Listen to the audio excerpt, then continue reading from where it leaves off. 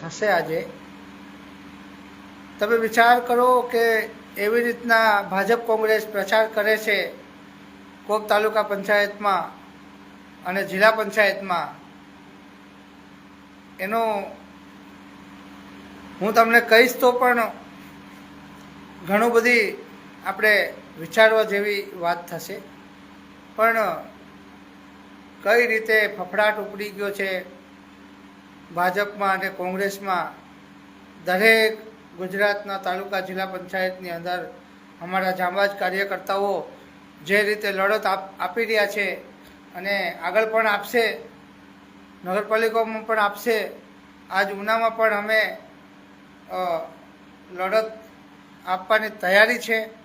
તૈયાર છીએ અમે એકદમ મજબૂતાઈથી લડવાના છે, લડી શકશે અમે લડતમાં અમે પાછું પગલું કરતા નથી પણ જે ગ્રામજનોની સાથે જે પ્રચાર કરે છે જે રીતે વાતો કરીને કે એ ભાઈ તો ગામના નથી, આમ છે, બીજા ગામથી આવેલા છે, ના ભાઈ અમે બીજા ગામના હોય કે ત્રીજા ગામના હોય, તમે તો ગામના છો ને, અમે ભલે બીજા ગામના હોય પણ તમે તો ગામના છો ને, તો તમે 30 વર્ષમાં શું કર્યું કોબના લોકોને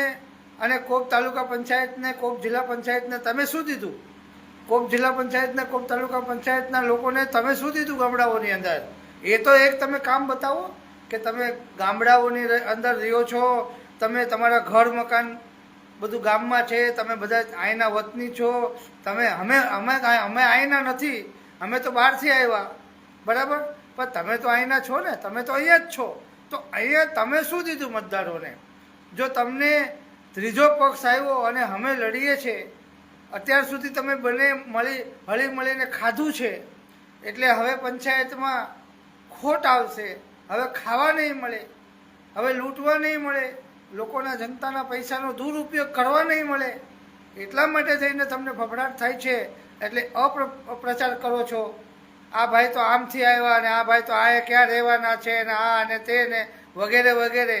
એ વાતો કરવાથી કોઈ ફરક પડવાનો નથી. જો 30 વર્ષથી તમે ગામમાં રહીને પંચાયતમાં રહીને ગામ સભાઓની કરીને પણ તમે સરપંચ હોય કે ગમે એ હોય, તમે લોકો ગામની અંદર એવા મુદ્દાની ઉપર કોઈ કામ નથી કરી શક્યા, એટલા માટે તો અમારે આવવું પડ્યું છે અને હવે અમે આવી ગયા છે, અમે જવાના નથી, એ પણ તમે નક્કી કરી લ્યો. અમે જીતવા માટે થઈને આવ્યા નથી, અમે ગામનું કામ કરવા માટે આવ્યા છે. અમારે જંગી મતની જરૂર નથી, અમને તો